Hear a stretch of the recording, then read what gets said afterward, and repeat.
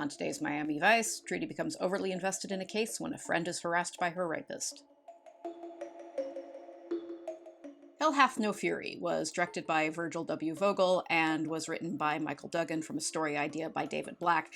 And it's one of those episodes where the execution falls a little short of an intriguing premise. On a live talk show hosted by a slimy gentleman named Murray Phillips, a convicted rapist from a wealthy and influential family named Alan Beeks explains how, after serving a very short prison sentence for his crime, he has seen the error of his ways and is 100% reformed. He'd like to apologize to his victim, so Murray tries to arrange a televised phone call with her. Murray is played by comedic treasure John Michael Higgins of A Mighty Wind, Best in Show, and the Pitch Perfect films. Alan Beeks is played by Don Harvey, who played Danny Flanagan on The Deuce. Beeks' victim is a young schoolteacher named Ellen Mason, played by Carla Brothers of The Five Heartbeats. In her apartment, she watches Murray's talk show on live television and recoils in horror when her phone rings, knowing it's her rapist calling her. Trudy, who was the arresting officer in the case and has become very close to Ellen, urges her not to answer it. Ellen has been living in terror since Beeks' early release, since he threatened to kill her at his sentencing. Trudy has been spending most of her time with her, both to protect her and to give her moral support. Castillo is uneasy about this, concerned that Trudy has become too emotionally involved in the case. Because Beeks' trial and early release generated a huge amount of publicity, the media hounds Ellen at the elementary school where she teaches, badgering her young pupils in their quest for a juicy story. Reporters have also staked out Ellen's apartment. While Ellen and Trudy look on in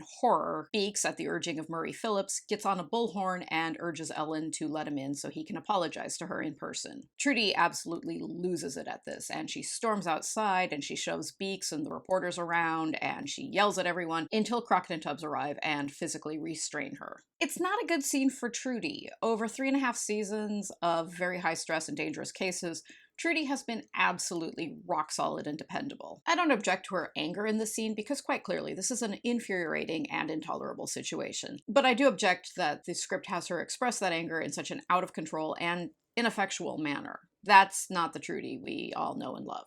Crockett and Tubbs visit Beeks' parole officer, Deborah Finley, who is played by Carolyn J. Bennett. She explains that the restraining order forcing Beeks to stay away from Ellen was vacated when Beeks appeared on Murray's talk show because the producers were overly optimistic that Ellen would want to appear on the show to chat on live television with the dude who raped her. Finley argues that the parole board was confident enough in Beeks' total rehabilitation to release him early, so Ellen should be totes cool with her rapist hanging out on her doorstep demanding to speak with her.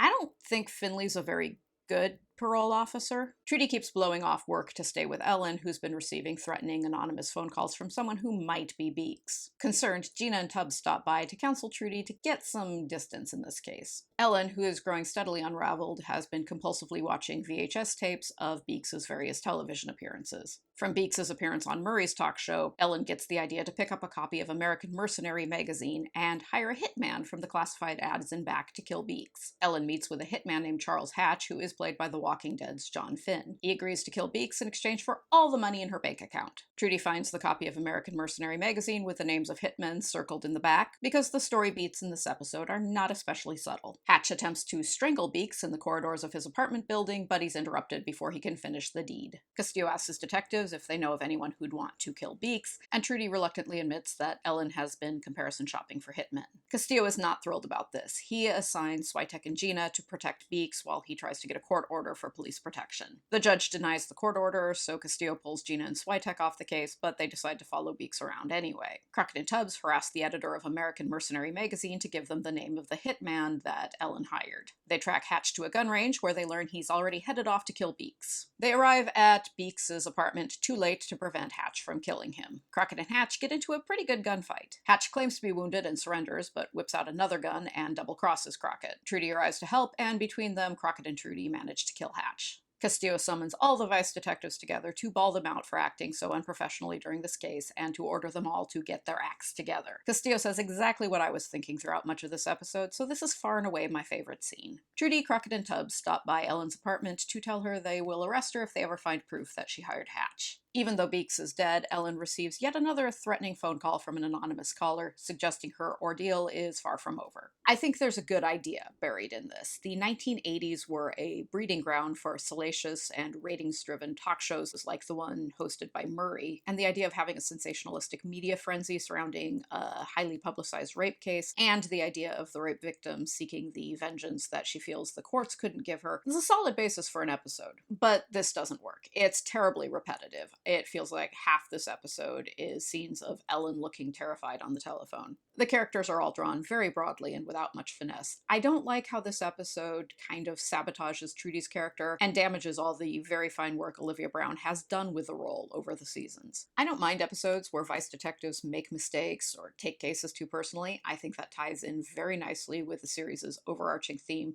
about how this job will ultimately destroy even very good detectives over time. But I do mind episodes where our Vice detectives are shown acting in an out-of-character way, and I think this one drifts into that trap. A lot of potential, but overall it's not very good, so I am giving it 2 flamingos. Next time, Tubbs enlists the aid of a detective posing as a homeless woman to investigate a string of violent attacks on drug dealers. Thank you for joining me, and I will meet you back here later.